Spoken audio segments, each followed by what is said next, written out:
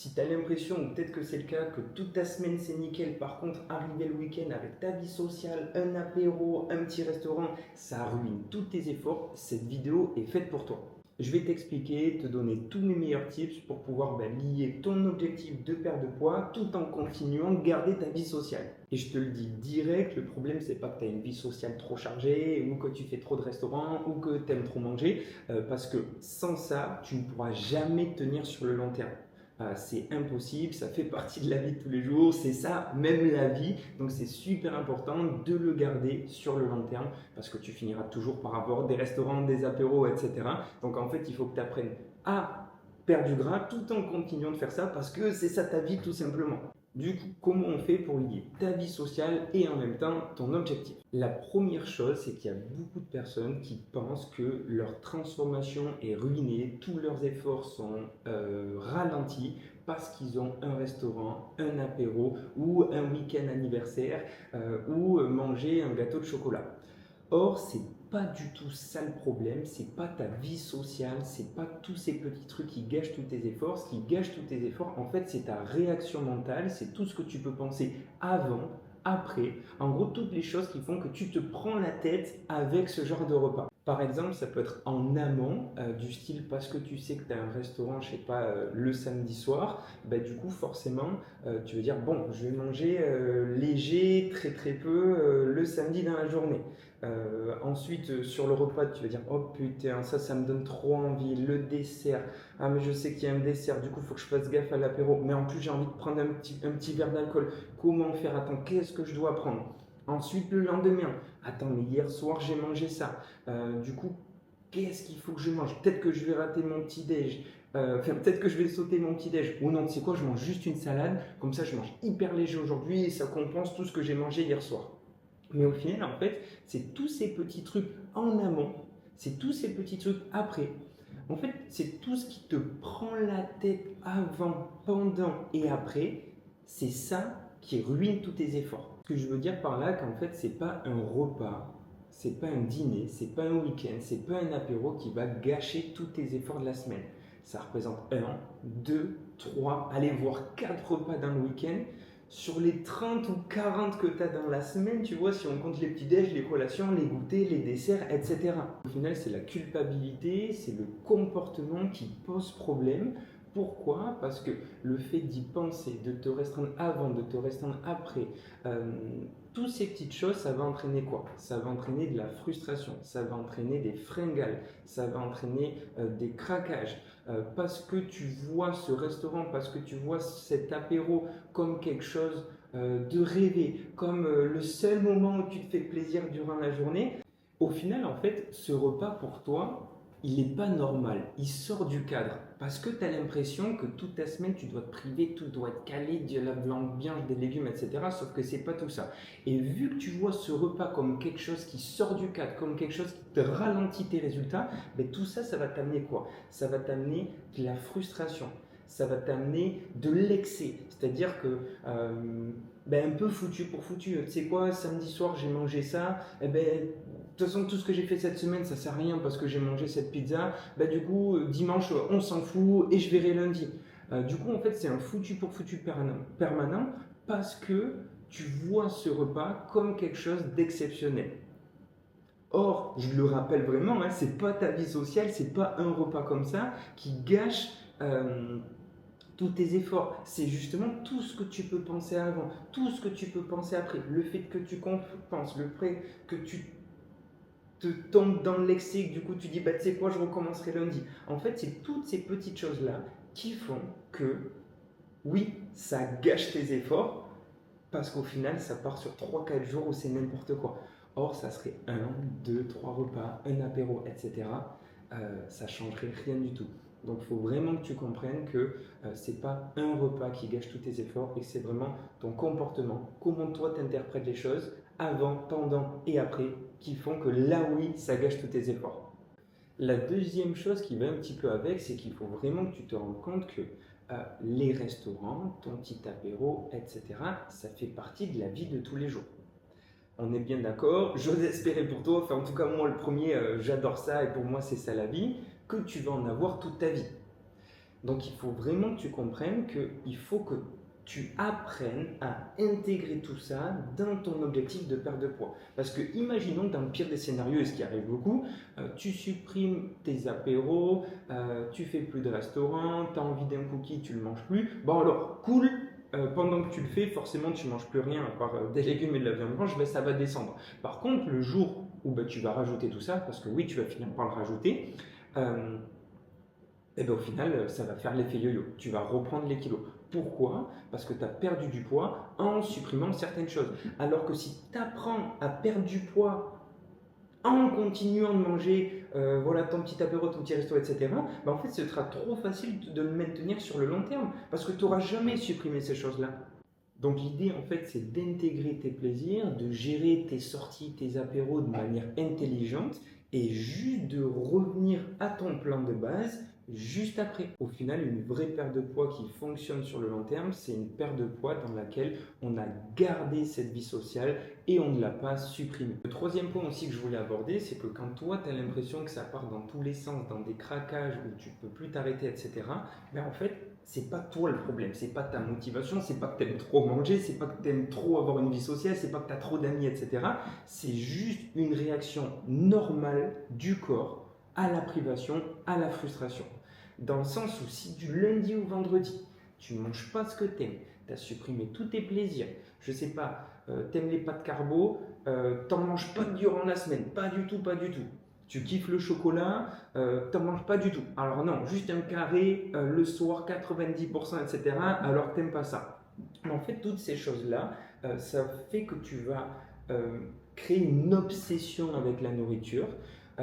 Tu vas être dans une frustration constante du lundi au vendredi et du coup, arriver le week-end, là c'est gros lâcher prise et en fait tu vas te servir entre guillemets, je sais pas, d'une invitation, quelque chose comme ça pour partir dans l'excès.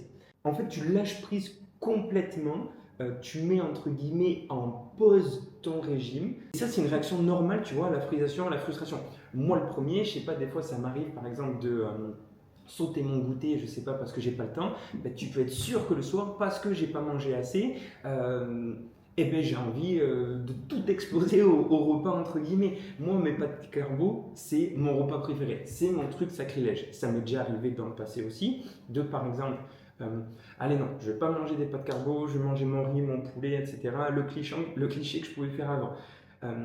Ok, super. Allez, je tiens. Arrivé le vendredi, je me tapais 500 grammes de pâtes crues avec un pot et demi de crème fraîche et 400 grammes de lardons sur un repas. Pourquoi? Parce qu'en fait, vu que je ne l'avais pas mangé avant, c'est arrivé et au lieu d'en prendre un petit peu, en fait, vu que je m'étais frustré, ça part dans l'excès complet. Et c'est la même chose avec toi, ce que tu peux ressentir en fait le week-end. Le problème en fait, c'est pas un manque de motivation, c'est pas que tu aimes trop manger, etc. Le problème, c'est juste que ça vient d'une méthode trop restrictive. Tout simplement avec zéro plaisir, zéro aliment que tu aimes, tu as une invitation, tu la refuses, et tout ça en fait, ça crée une obsession à la nourriture, une frustration constante qui fait que tu exploses tout le week-end. Donc encore une fois, ça revient à ce qu'on disait, c'est super important durant la semaine que tu kiffes ce que tu manges. Enfin, tu vois, on veut perdre du poids, on veut perdre du gras, on veut pas, je sais pas, partir à la guerre, c'est pas ok, gros challenge, etc. Non, tu peux te faire kiffer, tu peux manger ce que tu aimes bien, il faut le faire de manière intelligente, ça oui, concrètement. Mais il faut que tu te fasses kiffer, il faut que tu continues de manger tes aliments plaisir, sinon ton corps va réagir à la frustration, à la privation et va partir dans l'excès à chaque fois. Recommencer le lundi, etc. Le dernier point aussi que je voulais aborder, c'est aussi des stratégies concrètes. Quand tu es un restaurant, quand tu es un apéro, quoi manger, comment faire, etc. En fait, tout ce que je t'ai expliqué avant, c'est vraiment le mindset, comment il faut voir les choses si tu veux vraiment te tenir sur le long terme. Si tu n'arrives pas à inclure des plaisirs, etc., que tu vois du lundi au vendredi comme quelque chose où tout doit être nickel, et le week-end en pause, entre guillemets, de ton régime, ou à chaque fois que, je sais pas, tu prends un goûter ou tu as un petit cookie, que c'est ta pause de régime, ça, tu n'y arriveras jamais sur le long terme. Euh, donc c'est pour ça que c'est super important que tu comprennes la manière de voir les choses pour pouvoir le tenir sur le long terme. Mais également, le dernier point que je voulais aborder, il y a aussi quelques astuces, quelques exemples très très simples que toi aussi tu peux mettre en place quand justement il y a certaines choses qui arrivent comme ça. La première, c'est lors des repas, par exemple moi personnellement ce que je fais, c'est que je ne bois jamais de boissons hyper caloriques. Tu as les sodas zéro qui existent, tu as le coca, tu as le Perrier, Perrier pétillant, etc. Les calories liquides, moi je trouve que c'est quelque chose que si tu mets en place, ça fait toute la différence. Si déjà tu prends un coca zéro, que tu essayes de ne pas te jeter tout simplement sur les gâteaux apéros et que sur ton repas tu essayes d'avoir une bonne source de protéines, mais je t'assure que tu fais ça et tu peux manger au resto tous les jours et en même temps arriver à perdre du poids.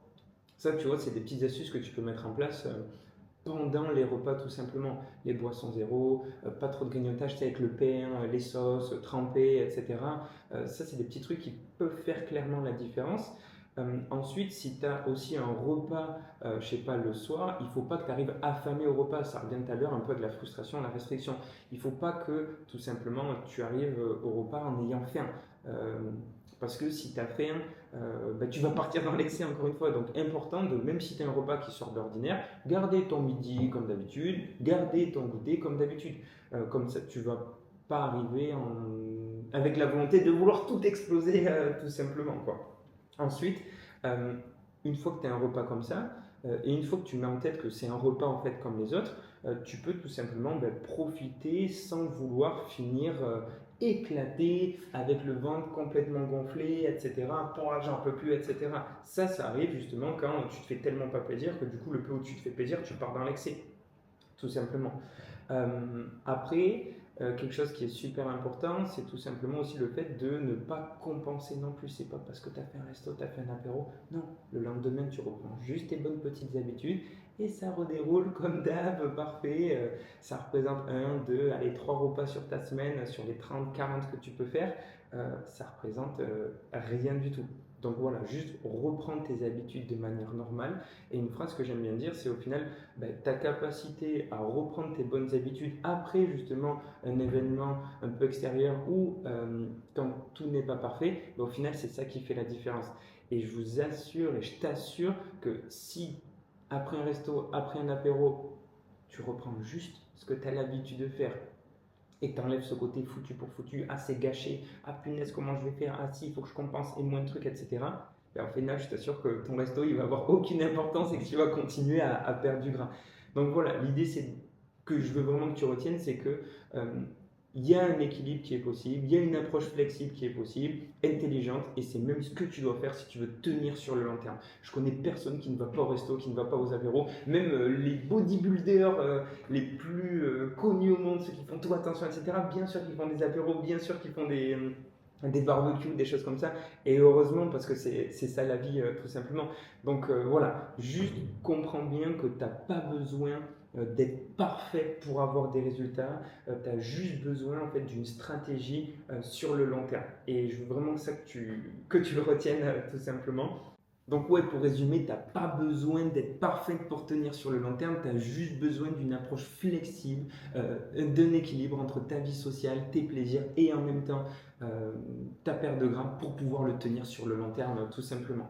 Donc si toi aussi ton but c'est de perdre du poids en continuant de manger ce que tu aimes, en continuant de vivre tout simplement, abonne-toi à cette chaîne YouTube, tu pourras recevoir tout un tas de vidéos. Et si tu souhaites, tu peux réserver aussi un appel directement dans la description de cette vidéo. On pourra analyser un petit peu ta situation, que je t'explique comment j'accompagne les femmes, etc. Donc si ça te parle, tu peux réserver aussi un appel. En tout cas, n'oublie pas de t'abonner parce que toutes les semaines, je vais te partager des conseils comme ça sur YouTube. Donc abonne-toi et du plaisir tous les jours.